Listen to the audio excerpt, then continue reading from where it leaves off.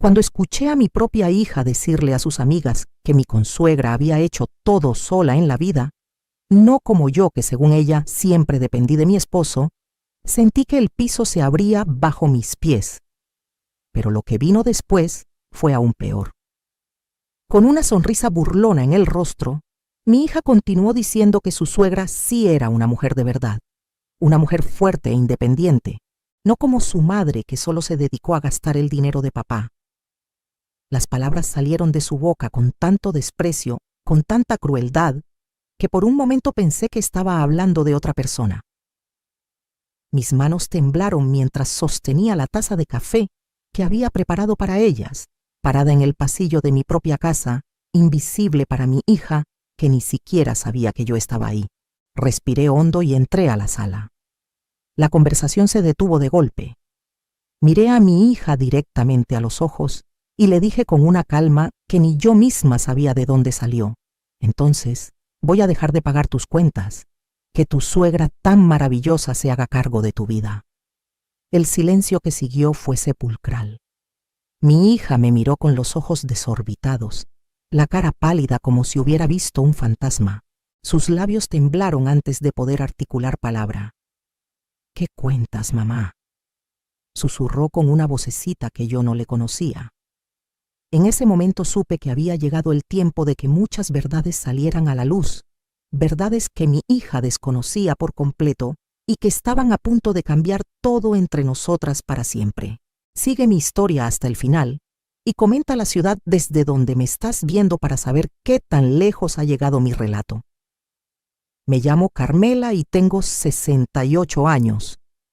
Nací en un pueblito de Michoacán donde las oportunidades para las mujeres eran casi inexistentes. A los 19 años me casé con Roberto, un hombre trabajador que tenía un pequeño taller mecánico. Muchos pensarían que tuve una vida fácil, que me quedé en casa mientras mi esposo traía el dinero. Pero la verdad es muy diferente, aunque durante décadas me aseguré de que nadie lo supiera, ni siquiera mis propios hijos. Cuando Roberto y yo nos casamos, no teníamos nada más que sueños y ganas de salir adelante. El taller apenas daba para comer. Yo trabajaba desde las 5 de la mañana haciendo tamales y atole que vendía en la entrada de las fábricas. Con ese dinero comprábamos las refacciones que Roberto necesitaba. Luego, cuando nacieron los niños, comencé a coser ropa por encargo. Me desvelaba, terminando vestidos de quinceañera, uniformes escolares, disfraces para festivales. Mis dedos sangraban de tanto picar la tela, pero nunca me quejé. Cada peso que ganaba lo invertíamos en el taller. Poco a poco fuimos creciendo. Roberto era bueno con los motores, pero los números no eran lo suyo. Fui yo quien aprendió a llevar las cuentas, a negociar con los proveedores, a conseguir los mejores precios. Por las noches, después de acostar a los niños, me quedaba hasta la madrugada haciendo las cuentas, planeando cómo expandir el negocio. Así pasaron los años. Abrimos una sucursal, luego otra. Yo seguía siendo invisible en el negocio. Roberto era la cara visible, el dueño, pero yo era quien movía los hilos desde las sombras. Y lo hacía feliz, porque en esa época así eran las cosas, o así me habían enseñado que debían ser. Tuve 3 hijos, 2 varones, Miguel y Fernando, y mi única hija Patricia. A Patricia la adoré desde el momento en que supe que venía en camino. Después de 2 varones, una niña era mi ilusión dorada. Le di todo lo que yo nunca tuve. Estudió en las mejores escuelas privadas, tuvo clases de piano, de inglés, de danza, nunca le faltó nada. Cuando quiso estudiar administración de empresas en la universidad, pagué su colegiatura completa, aunque Roberto pensaba que era un gasto innecesario. Para entonces yo ya había hecho inversiones propias. Había comprado 3 propiedades con el dinero que seguía ganando con mis costuras y otros negocios pequeños que fui desarrollando. Pero nadie lo sabía. Roberto pensaba que ese dinero se iba en gastos de la casa. Mis hijos pensaban que papá pagaba todo. Yo dejaba que pensaran eso porque no quería crear conflictos. Patricia se casó hace 5 años con Rodrigo, un muchacho de buena familia. Desde el principio noté algo extraño en la actitud de mi hija. Empezó a compararme constantemente con su suegra, doña Estela. Que si doña Estela tenía su propio negocio de bienes raíces, que si doña Estela viajaba sola por el mundo, que si doña Estela era una mujer moderna e independiente. Cada comentario era una pequeña puñalada, pero yo lo dejaba pasar. Pensaba que era una etapa, que ya se le pasaría. Hace 2 años, Roberto falleció de un infarto repentino. Fue devastador. Perdí a mi compañero de toda la vida. Pero incluso en medio del dolor tuve que ser fuerte. El negocio, las propiedades, todo quedó en un limbo legal, porque nunca habíamos formalizado muchas cosas. Trabajé día y noche con abogados para poner todo en orden. Mis hijos varones se portaron bien. Dividimos el negocio del taller equitativamente, pero Patricia apenas vino al funeral. Estaba muy ocupada con su vida, con su trabajo en la empresa de su suegro, con sus nuevas amistades de alta sociedad. Después de la muerte de Roberto, las cosas con Patricia empeoraron. Sus visitas se volvieron cada vez más escasas. Cuando venía a verme, siempre tenía prisa, siempre estaba hablando por teléfono, siempre había algo más importante que hacer. Un día llegó a pedirme dinero prestado. Ella y Rodrigo querían comprar un departamento más grande. Necesitaban el enganche. Le di el dinero sin pensarlo 2 veces. Era mi hija. Nunca me lo devolvió. Meses después necesitaban dinero para un coche nuevo. Se los di. Luego fue para un viaje a Europa. Después, para remodelar el departamento. Cada vez que les daba dinero, Patricia me abrazaba y me decía: «Gracias, mamá, eres la mejor». Pero entre visita y visita pasaban semanas, a veces meses. Yo vivía sola en la casa familiar, una casa de 3 pisos que había comprado yo misma hacía 15 años sin que nadie lo supiera. Todos pensaban que era de Roberto. Mis días transcurrían entre la soledad y los recuerdos. Mis amigas me invitaban a salir, a los bailes del club de la tercera edad, a las excursiones que organizaban, pero yo siempre decía que no.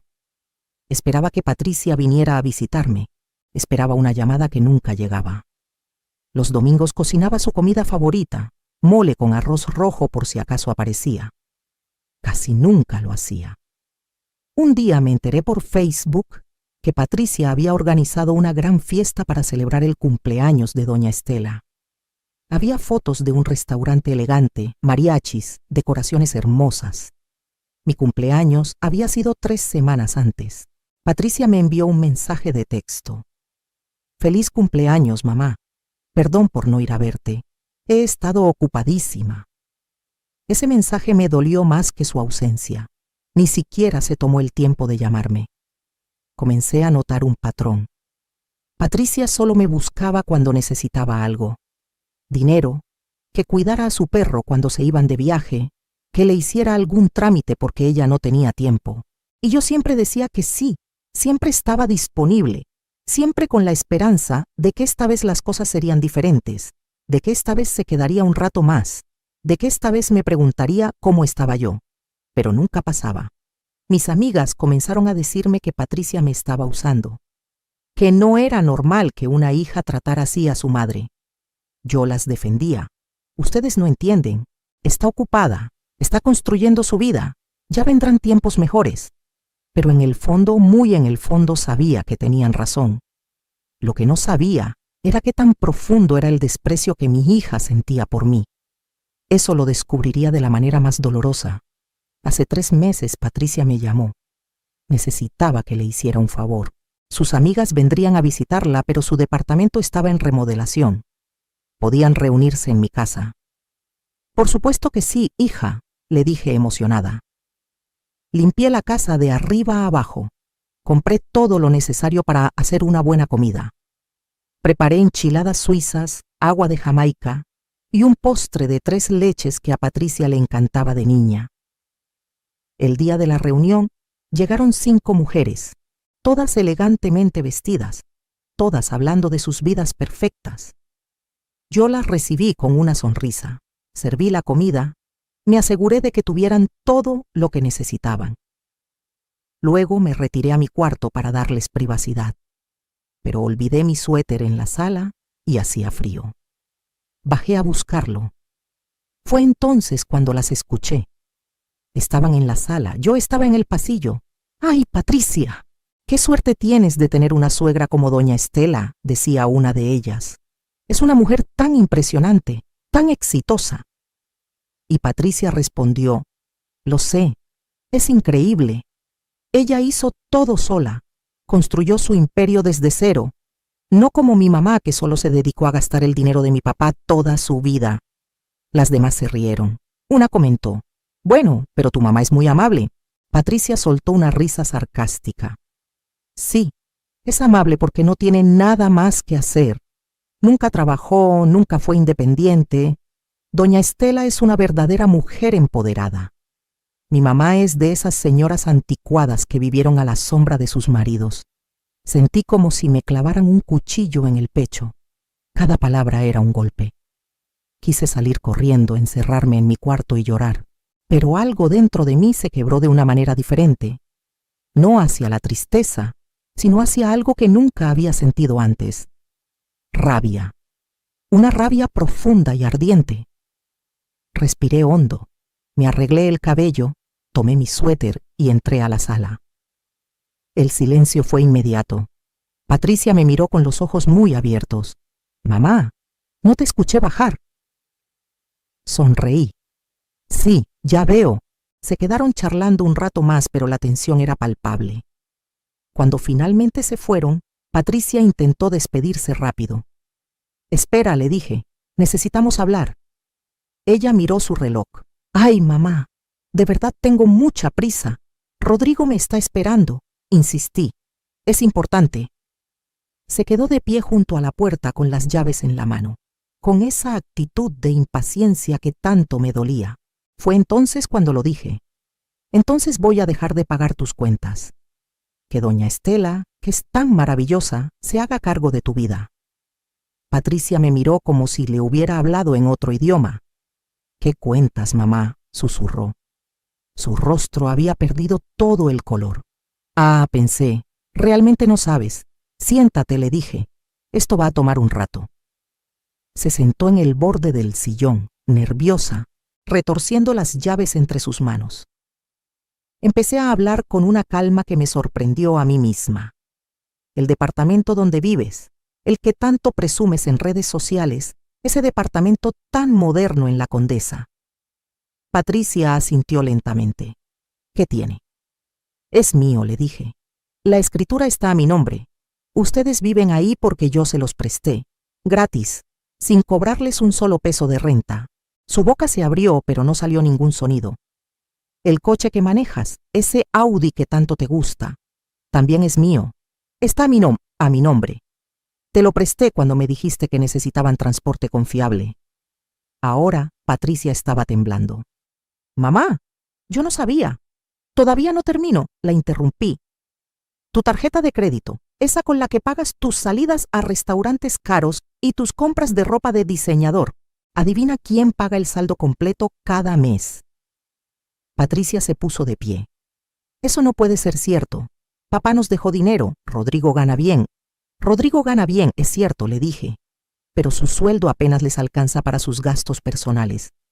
Todo lo demás lo he estado pagando yo durante los últimos 5 años, desde antes de que tu padre muriera. Sacó su teléfono y empezó a revisar algo frenéticamente. Yo seguía hablando.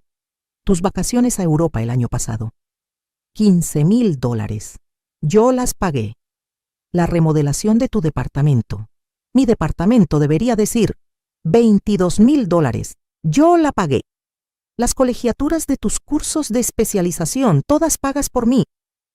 Pero tú dijiste que eran préstamos, susurró Patricia, que algún día te pagaríamos. Sí, eso dijiste tú, respondí. Yo nunca te pedí que me pagaras. Te di ese dinero porque eres mi hija y pensé que lo necesitabas. Pensé que estabas construyendo tu vida y yo quería ayudarte. Nunca imaginé que mientras yo te daba todo, tú me despreciabas a mis espaldas. Las lágrimas comenzaron a rodar por sus mejillas. Mamá, yo no quise decir esas cosas. Estaba presumiendo frente a mis amigas. Ah, le dije, entonces mentiste para quedar bien. Eso es aún peor. No solo me desprecias, sino que además inventas historias sobre mí para impresionar a gente que probablemente ni siquiera le importas. Patricia intentó abrazarme, pero di un paso atrás. No, le dije, se acabó.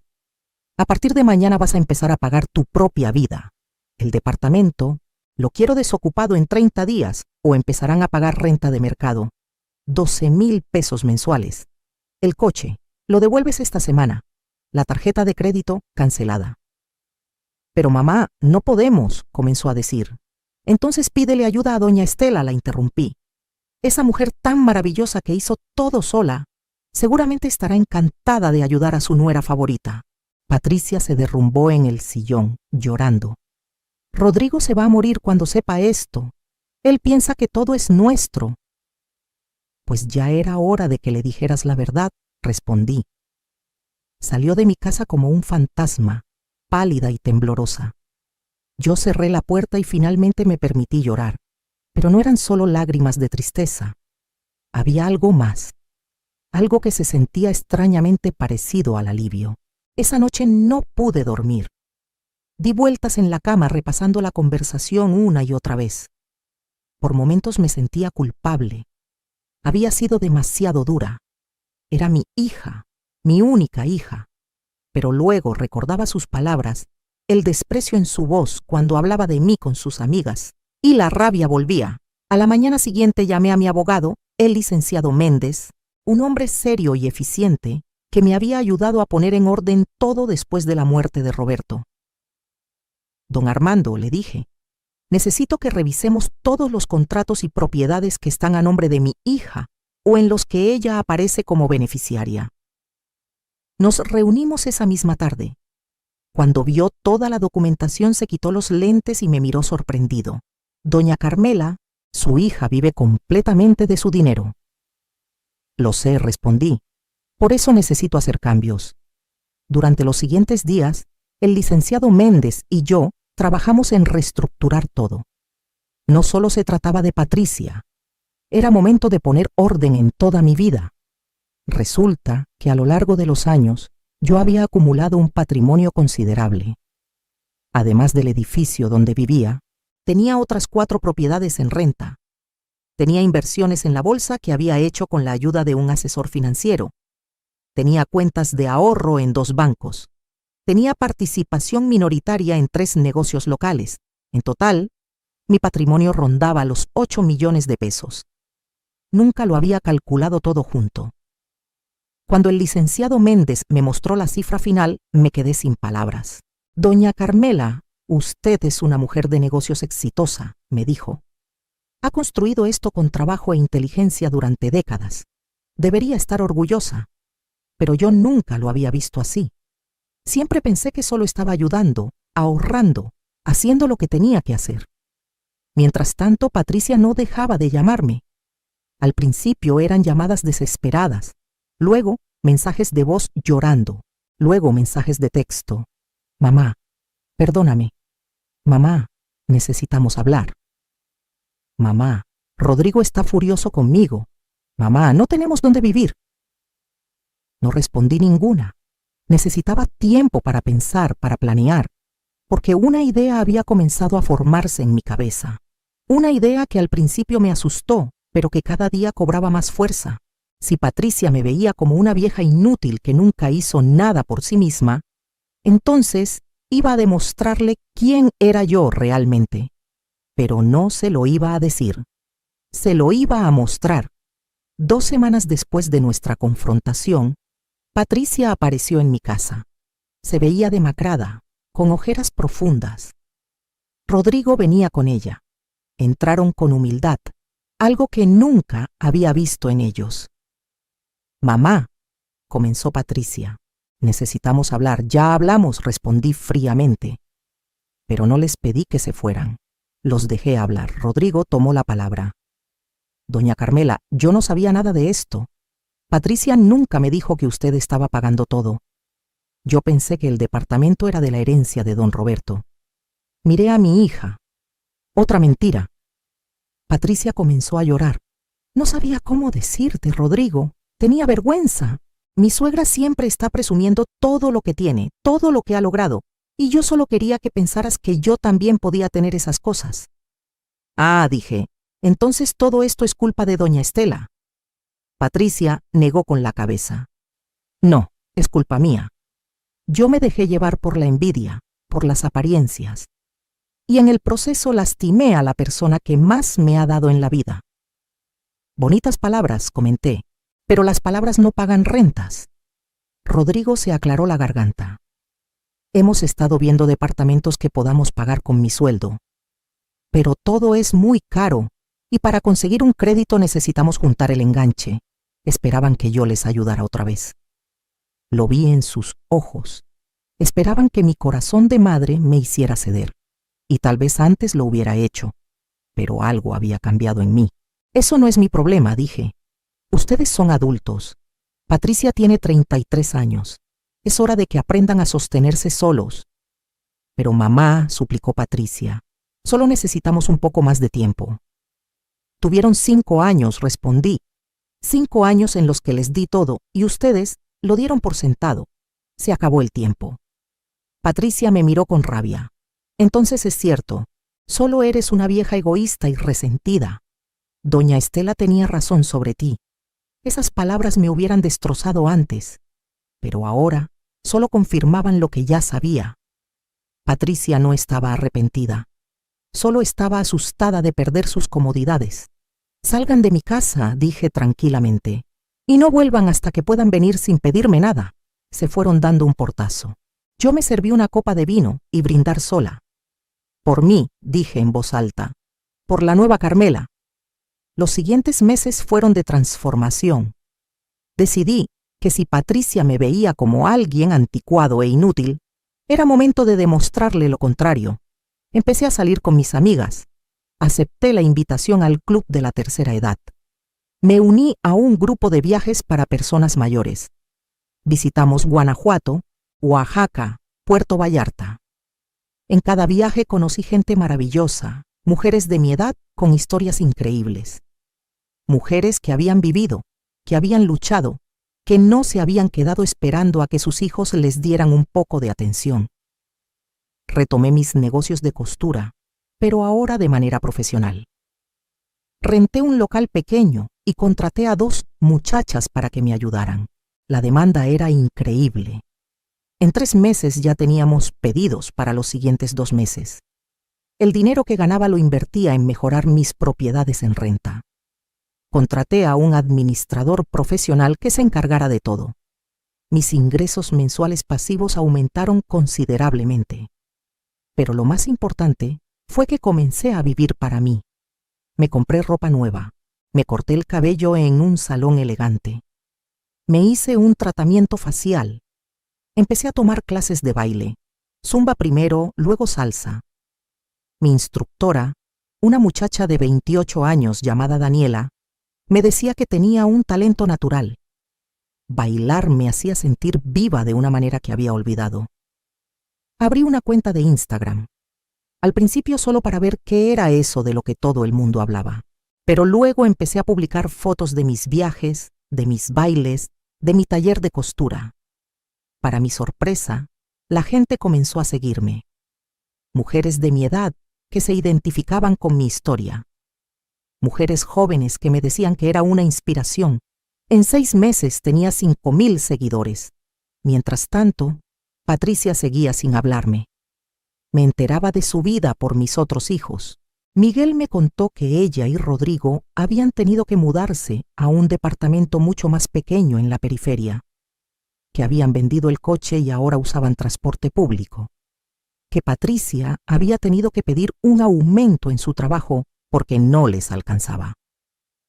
Fernando me dijo que Patricia hablaba mal de mí con toda la familia, que decía que yo era una mala madre, que la había abandonado en su peor momento. No me importó. Por primera vez en mi vida, no me importó lo que pensaran de mí. 6 meses después de nuestra pelea, recibí una llamada inesperada. Era Rodrigo. Doña Carmela, necesito hablar con usted. Es urgente. Dudé, pero algo en su voz me hizo aceptar. Nos vimos en una cafetería neutral. Rodrigo llegó solo, con aspecto cansado pero más humilde que la última vez. Doña Carmela empezó: vengo a pedirle disculpas. No por Patricia, ella no sabe que estoy aquí. Vengo por mí mismo. Escuché en silencio mientras me contaba cómo habían sido estos meses para ellos. La realidad los había golpeado duramente. Sin mi ayuda económica, apenas podían sostenerse. Patricia había tenido que enfrentar que todo lo que presumía en realidad no era suyo, que su estilo de vida había sido una mentira. Y lo peor, dijo Rodrigo, es que cuando fuimos a pedir ayuda a mis padres, a la famosa doña Estela, nos dijeron que no, que nosotros éramos adultos y debíamos resolver nuestros problemas solos. Exactamente lo que yo les había dicho, comenté. Rodrigo asintió. Tiene razón. Y sabe que fue lo más duro. Cuando le conté a mi madre todo lo que usted había hecho por nosotros durante años, todo lo que había pagado sin pedirnos nada a cambio, ella se rió. Dijo que usted era una tonta por malcriar así a su hija, que Patricia era una malagradecida. Y en ese momento me di cuenta de que Patricia pasó años comparándola con mi madre, poniéndola como ejemplo, cuando en realidad usted vale 1000 veces más que ella. Sus palabras me conmovieron, pero no bajé la guardia. ¿Y por qué me cuentas esto, Rodrigo? Porque Patricia está embarazada, dijo. Y aunque no quiera admitirlo, lo está pasando muy mal. Está trabajando 12 horas al día porque necesitamos juntar dinero para cuando llegue el bebé. Está estresada, cansada, asustada, y lo peor es que está demasiado orgullosa para llamarla. Sentí que el corazón se me estrujaba. Iba a ser abuela. Pero incluso esa noticia no hizo que olvidara todo lo que había pasado.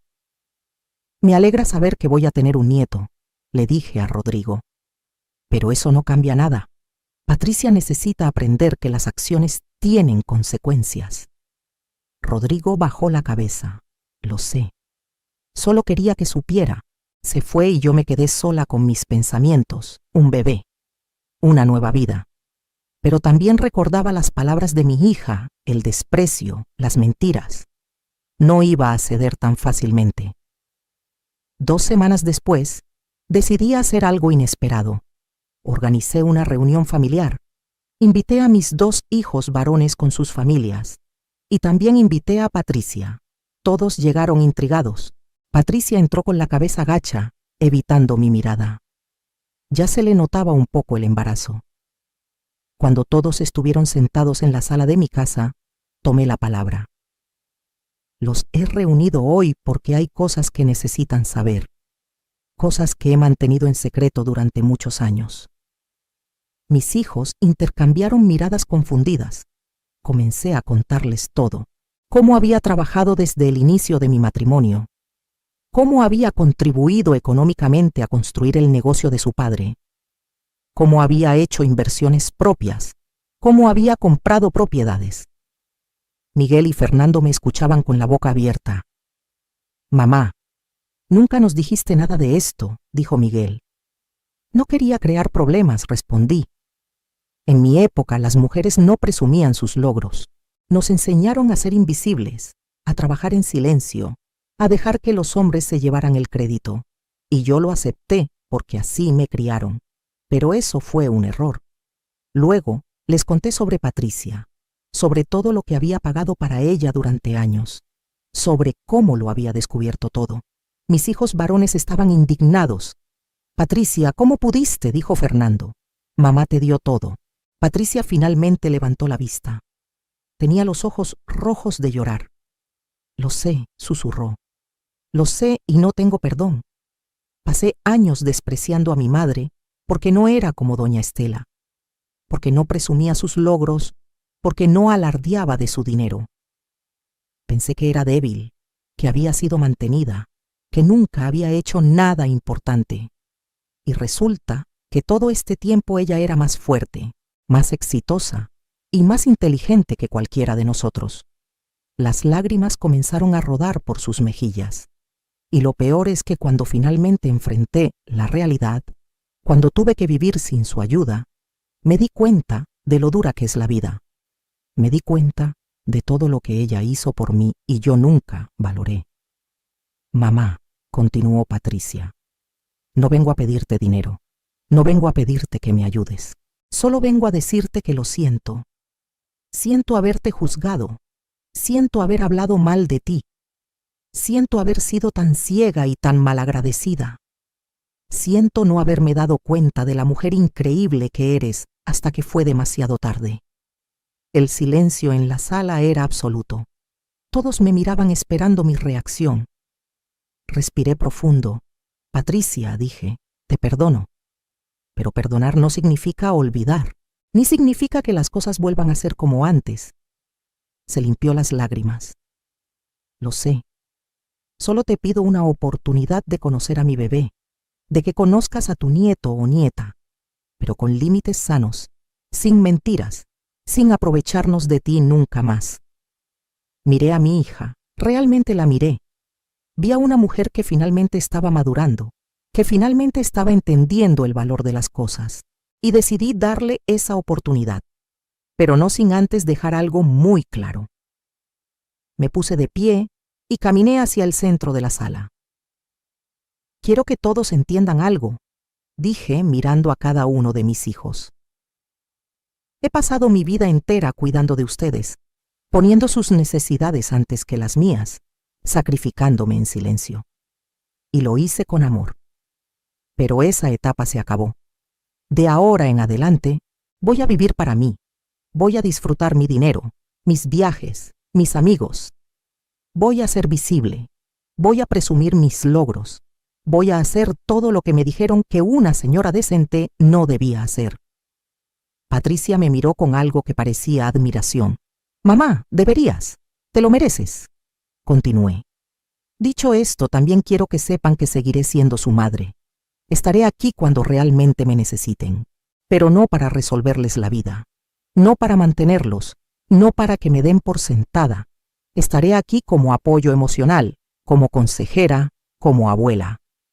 Pero se acabaron los rescates económicos. Todos asintieron. Luego saqué unos sobres que había preparado. Estos son para ustedes, dije entregándole uno a cada hijo. Miguel y Fernando abrieron los suyos inmediatamente. Adentro había un cheque. Mamá, ¿qué es esto?, preguntó Miguel. Es su herencia, respondí. O parte de ella. He decidido darles una parte ahora que puedo ver cómo la usan, en lugar de esperar a morirme. Úsenla sabiamente. Inviertan, ahorren, construyan algo. Patricia abrió su sobre. Adentro no había ningún cheque. Había una carta. Leyó en silencio y las lágrimas volvieron a caer. Mamá, susurró. En la carta le explicaba que su herencia no sería dinero. Sería algo más valioso. Le ofrecía trabajar conmigo en mi taller de costura, aprender el negocio desde cero, ganarse cada peso con su propio esfuerzo, y si demostraba responsabilidad y dedicación durante 2 años, le heredaría el negocio completo. Es tu decisión, le dije. Puedes aceptar y construir algo propio con tu trabajo, o puedes rechazarlo y seguir esperando que la vida te regale las cosas. Patricia se levantó y me abrazó. Acepto, mamá. Acepto y te prometo que voy a trabajar más duro que nunca. Voy a demostrarte de qué estoy hecha. Le devolví el abrazo. Eso es todo lo que pido. Los meses siguientes fueron reveladores. Patricia comenzó a trabajar en el taller. Al principio fue difícil para ella. Nunca había trabajado con sus manos de esa manera. Se pinchaba los dedos con las agujas. Se frustraba cuando las costuras no salían perfectas, pero no se rindió. Llegaba temprano y se iba tarde. Hacía preguntas, tomaba notas, aprendía. La vi transformarse frente a mis ojos. Una tarde, mientras trabajábamos juntas en un pedido grande de uniformes escolares, Patricia dejó de coser y me miró. Mamá, ¿puedo preguntarte algo? Claro. ¿Por qué nunca nos contaste todo lo que hacías? ¿Por qué dejaste que creyéramos que papá era el único que trabajaba? Suspiré, porque así me enseñaron que debían ser las cosas. Una buena esposa no le hace sombra a su marido. Una buena madre se sacrifica en silencio. Esos eran los mensajes que recibí toda mi vida, y los creí. Patricia negó con la cabeza. Pero eso te hizo invisible. Te hizo parecer menos de lo que eras. Lo sé, respondí, y ese es mi mayor arrepentimiento. No por mí, sino porque les di un mal ejemplo. Les enseñé que las mujeres debemos conformarnos con ser invisibles, que nuestro trabajo no tiene valor si no tiene reconocimiento público. Mamá, dijo Patricia, quiero que sepas que voy a criar a mi hijo o hija diferente. Le voy a enseñar a valorar el trabajo, visible o invisible, a respetar los sacrificios de los demás, a nunca dar por sentado el amor de su familia.